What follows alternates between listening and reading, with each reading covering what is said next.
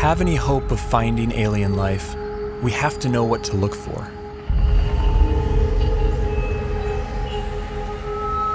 But where do we begin? How do we narrow down a seemingly infinite set of possibilities?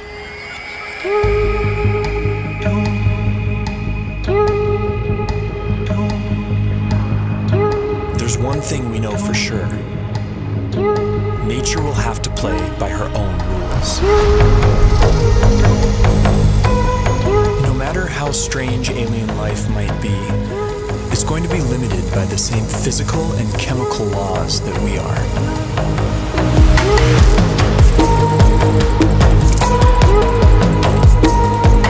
On top of this, each alien environment will further limit what kinds of life forms can evolve there.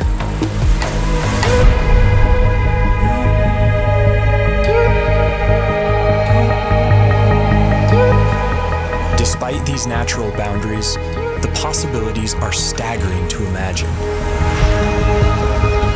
Trillions of planets, each a unique cauldron of chemicals undergoing their own complex evolution.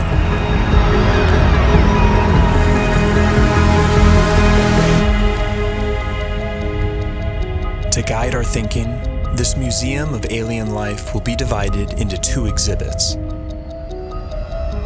Life as we know it, home to beings with biochemistries like ours, and life as we don't know it, home to beings that challenge our concept of life itself.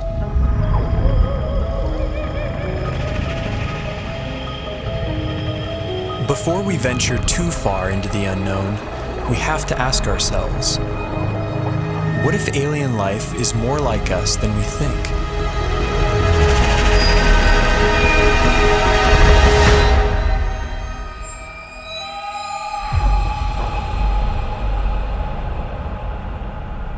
If there's one feature that unites us with the other specimens in this museum, it's carbon.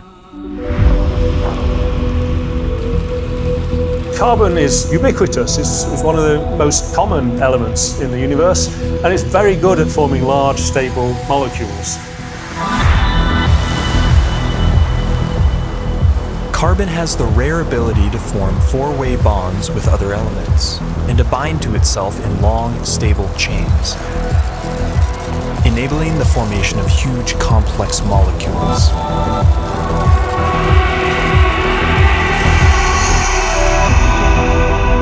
This versatility makes carbon the centerpiece in the molecular machinery of life.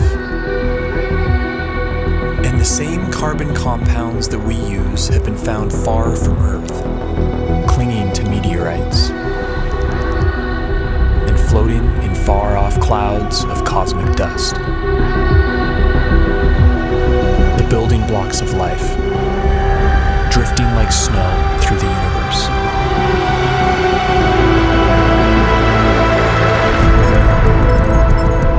And if alien life has selected other carbon compounds for their biochemistry, they will have plenty to choose from. Scientists recently identified over 1 million possible alternatives to DNA, all carbon-based.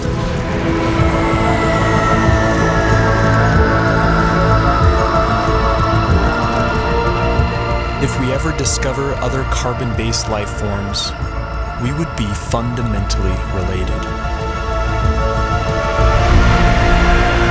They would be our cosmic brethren. But would they look anything like us? If they hail from Earth-like planets, we could share even more in common than just our biochemistry. What would life be like on other planets if it has evolved? Would it be like the world today here on Earth? Or would it be completely different? There are those who argue that from the argument of convergent evolution, if conditions on other planets are similar to here, then we would see very similar life forms. Animal and plant-like organisms that look very familiar.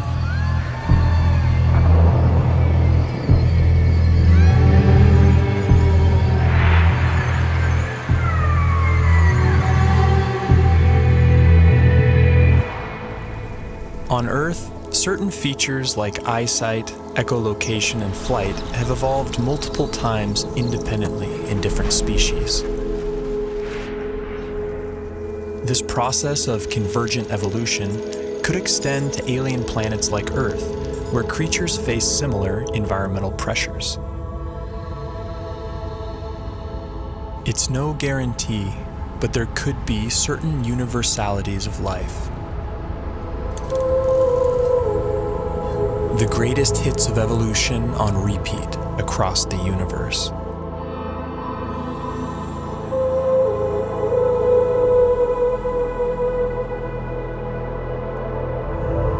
Each feature would be attuned to its local environment. Dimly lit planets would produce huge eyes to suck in extra light, like nocturnal mammals. Some people have gone so far as to say that human-type organisms, humanoids, will occur on other planets.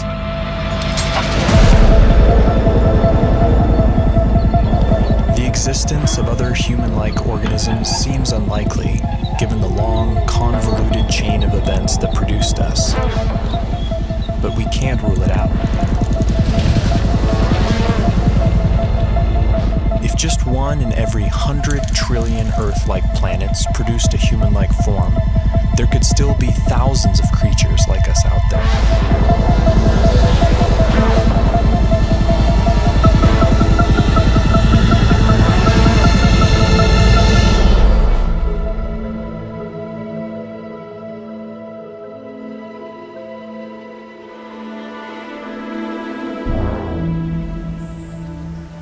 Convergent evolution is also rampant in plant life, and C4 photosynthesis has arisen independently over 40 times. Would alien plants look like ours or something else entirely?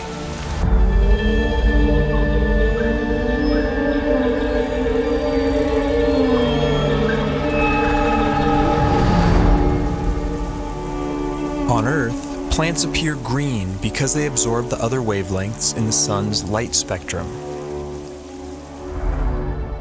But stars come in many colors. And alien plants would evolve different pigments to adapt to their sun's unique spectrum.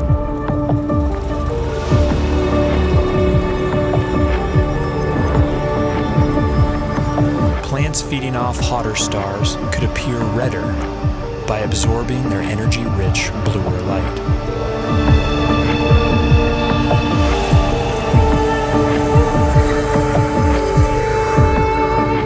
Around dim red dwarf stars, vegetation could appear black, adapted to absorb all visible wavelengths of light.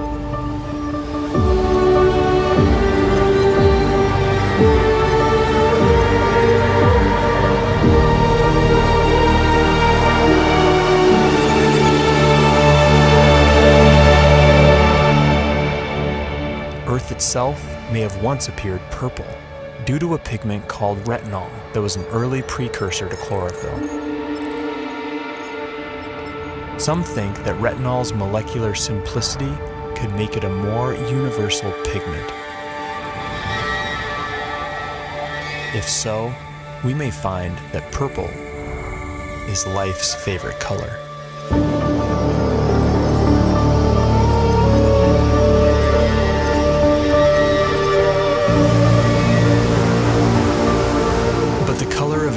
Vegetation is more than just a curiosity. It's chemical information that could be seen from light years away.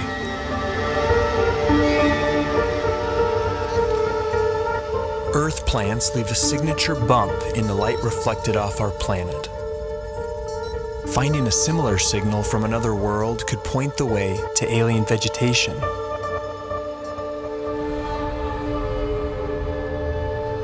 Perhaps this will be our first glimpse at alien life, a vibrant hue cast by a distant world.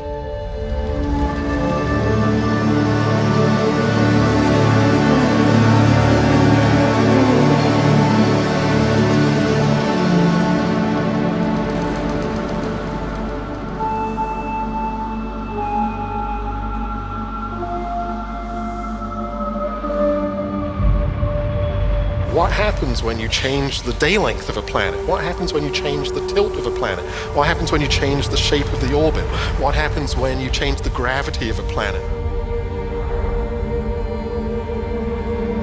Planets with long elliptical orbits would see drastic seasons. There could be worlds that appear dead for thousands of years, then suddenly spring to life.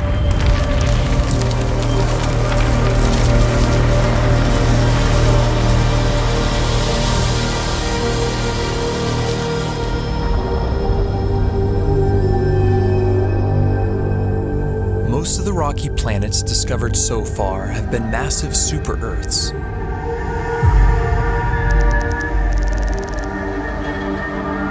How would life evolve on these worlds?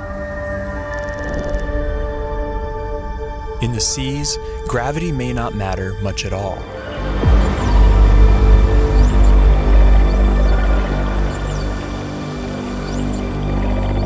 A high-gravity planet isn't high gravity all over. If you're in the sea, and that's where all life starts, there's very nearly no gravity because you're much the same density as the stuff around you. It's when the animals come out on land that they feel the gravity. High G-forces would necessitate large bones and muscle mass in complex life on land. They would also demand a more robust circulatory system.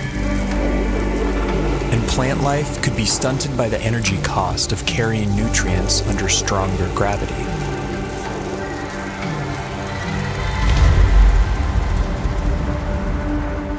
Low-gravity planets would more easily lose their atmospheres to space and lack a magnetic field to protect from cosmic rays.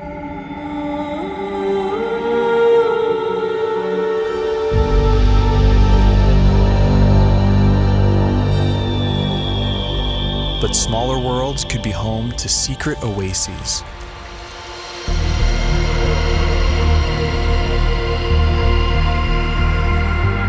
Huge cave systems that provide hideouts for life.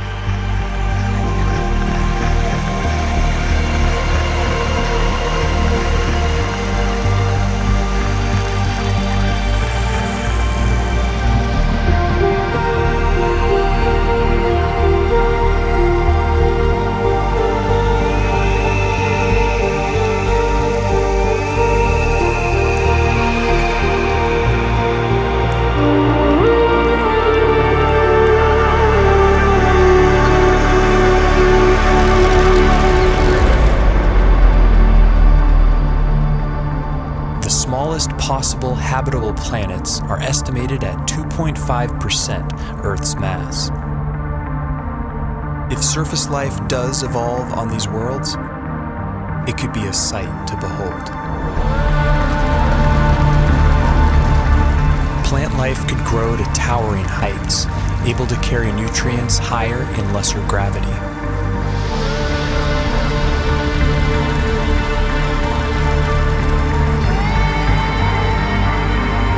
Without the need for bulky skeletons and muscle mass, animals could have body types that boggle the mind.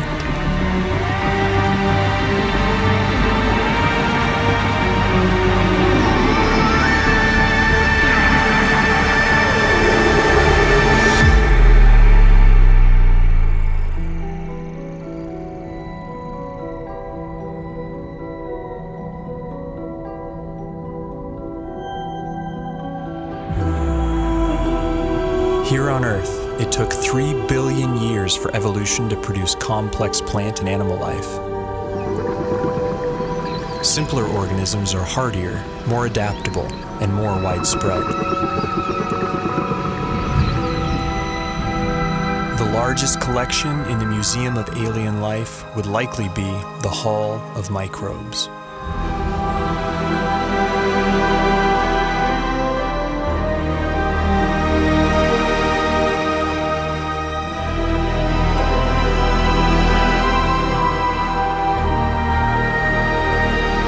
Yet finding even the tiniest alien microbe would be a profound discovery.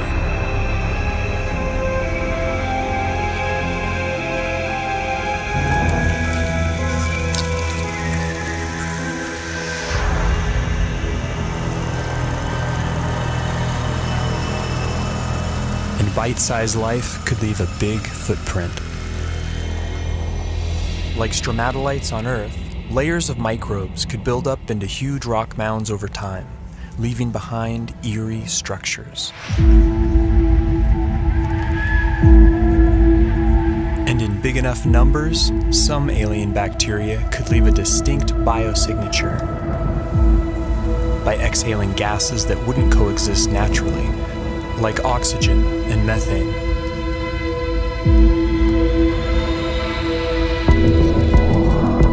There's ways to make oxygen without life, there's ways to make methane without life, but to have them in the atmosphere together is almost impossible unless you've got biology making those gases at the surface. And it would have an imprint on the planet's spectrum of colors. Next-generation space telescopes could find a signal like this on a world not far from home. The closest Sun-like star with an Earth-like exoplanet in the habitable zone is probably only 20 light years away and can be seen with the naked eye.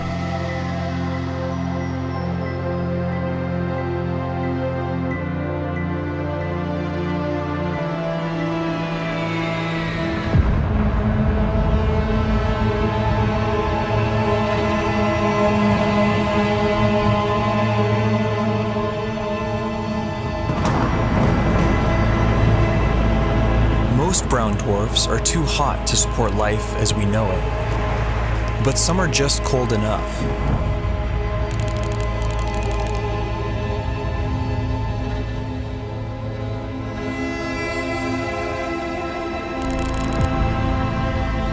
All the prime elements for life have been detected inside their atmospheres.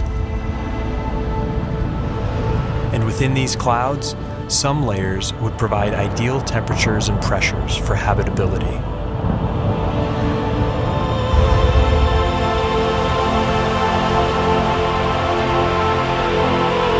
There could be photosynthetic plankton in these skies, kept aloft by churning upwinds.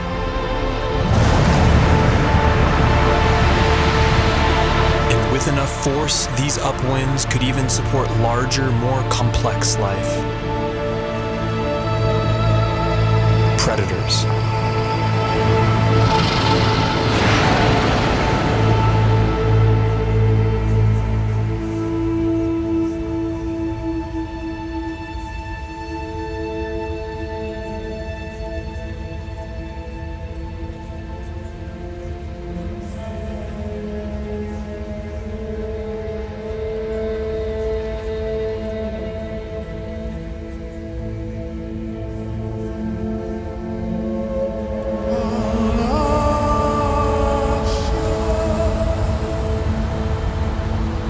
This raises a crucial question.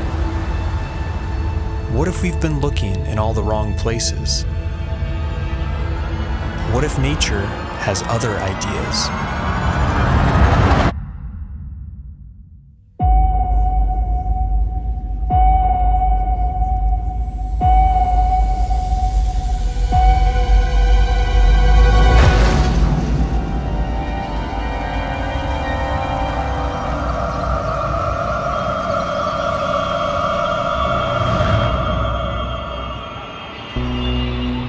Most of the universe is too cold or too hot for liquid water and the biochemistry that supports life as we know it.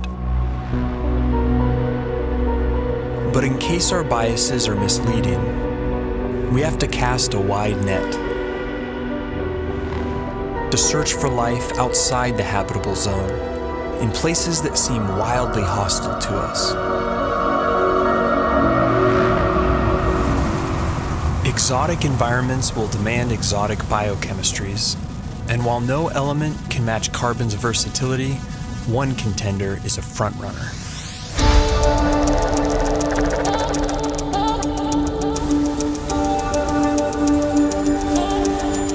At first glance, silicon seems similar to carbon.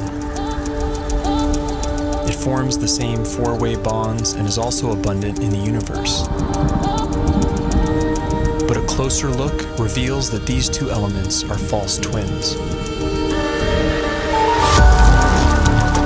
Silicon bonds are weaker and less prone to forming large, complex molecules. Despite this, they can withstand a wider range of temperatures, opening up intriguing possibilities. Life based on the silicon atom instead of carbon would be more resistant to the extreme cold, providing a whole new range of weird forms. But silicon has a problem. In the presence of oxygen, it binds into solid rock. To avoid turning to stone, silicon beings might be confined to oxygen-free environments, like Saturn's frigid moon, Titan. Its vast lakes of liquid methane and ethane could be an ideal medium for silicon-based life or other radical biochemistries.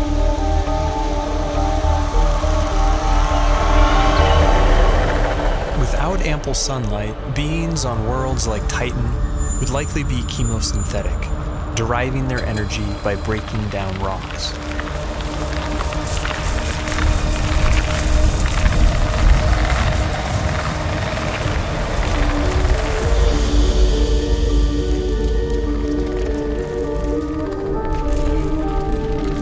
Such life forms could have ultra-slow metabolisms and life cycles measured in millions of years.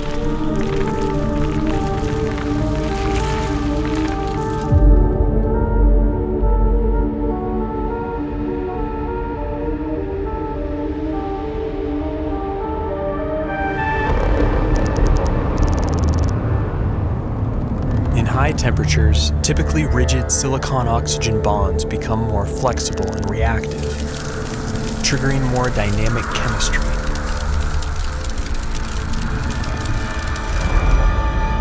This has led to a truly bizarre proposal: silicon-based life forms that live inside molten silicate rock.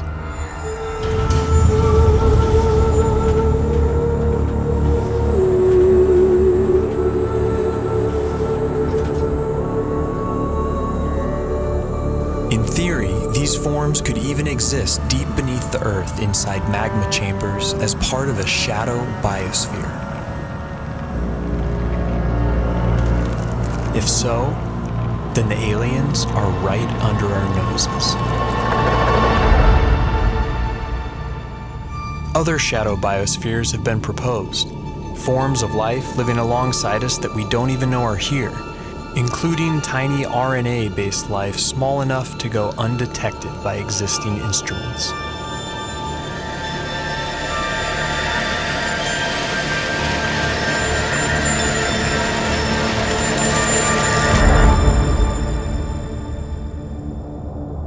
Clouds of dust in empty space might seem like the last place you'd expect to find anything living.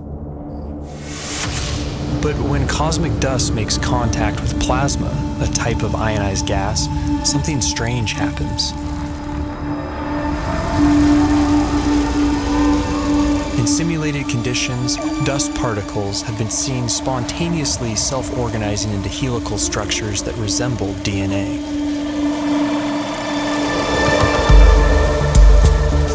These plasma crystals even begin to exhibit lifelike behavior, replicating, evolving into more stable forms, and passing on information.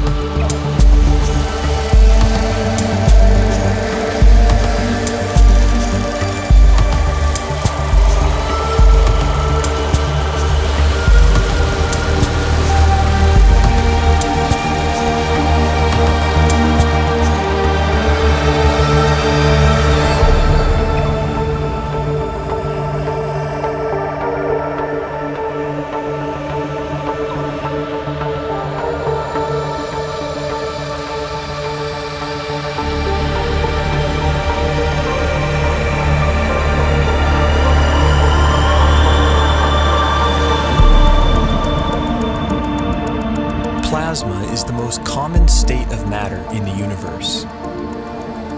If complex evolving plasma crystals really exist, and if they can be considered life, they could be its most common form.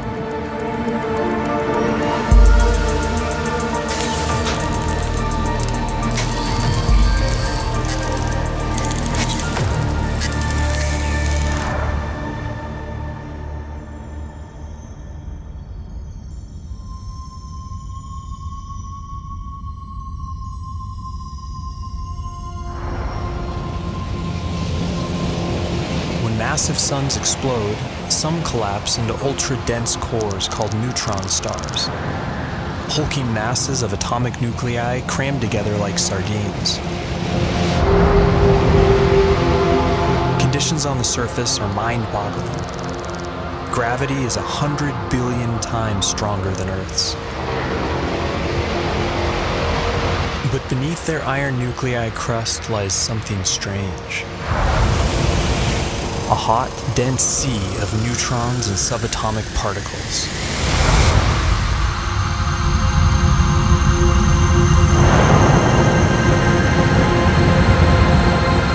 Stripped of their electron shells, these nuclei would obey entirely different laws of chemistry, based not on the electromagnetic force, but the strong nuclear force which binds nuclei together. In theory, these particles could link up to form larger macronuclei, which could then combine into even bigger supernuclei.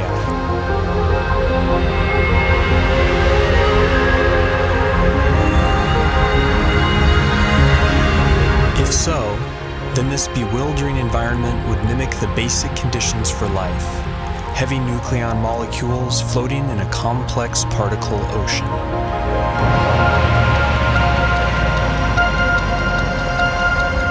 Some scientists have proposed the unimaginable: exotic life forms drifting through the strange particle sea, living, evolving, and dying on incomprehensibly fast timescales.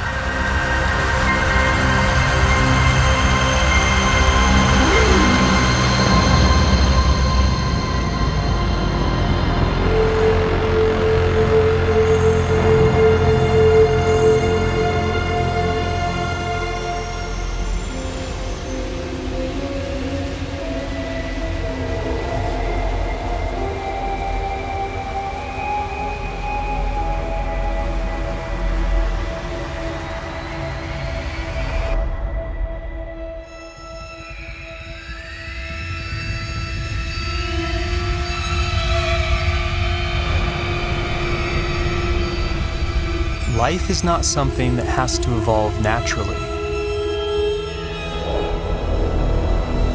It can be designed.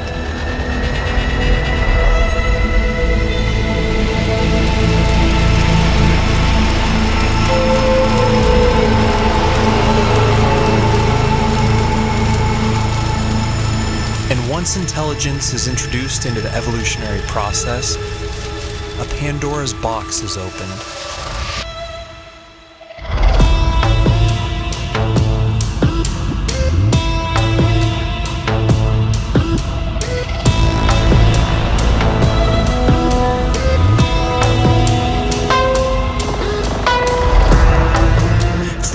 Typical biological limitations, synthetic and machine-based life could be the most successful of all.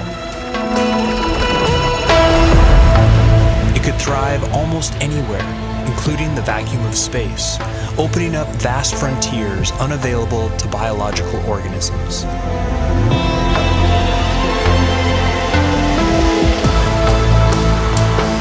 And compared to the glacial pace of natural selection, technological evolution allows exponentially faster growth, adaptability, and resilience.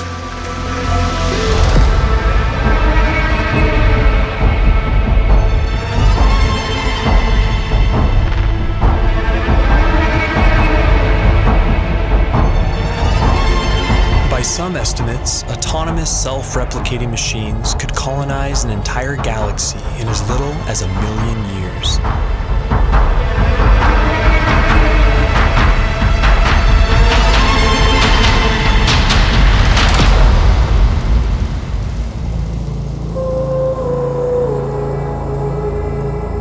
We can't predict how hyper-intelligent life would organize itself. But in theory, there could be convergent evolution at play. The electrical properties of silicon might make it a universal basis for machine intelligence, a redemption for its biological shortcomings.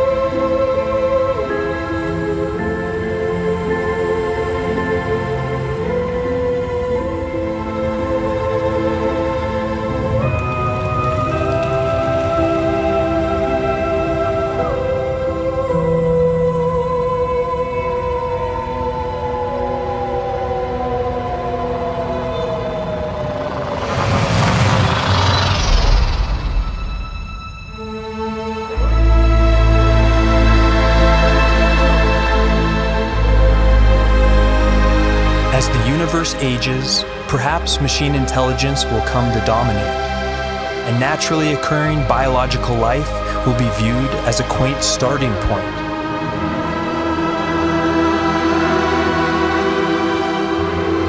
Perhaps we ourselves will lead this transition, and the great human experiment will be merely a first link in a sprawling intergalactic chain of life.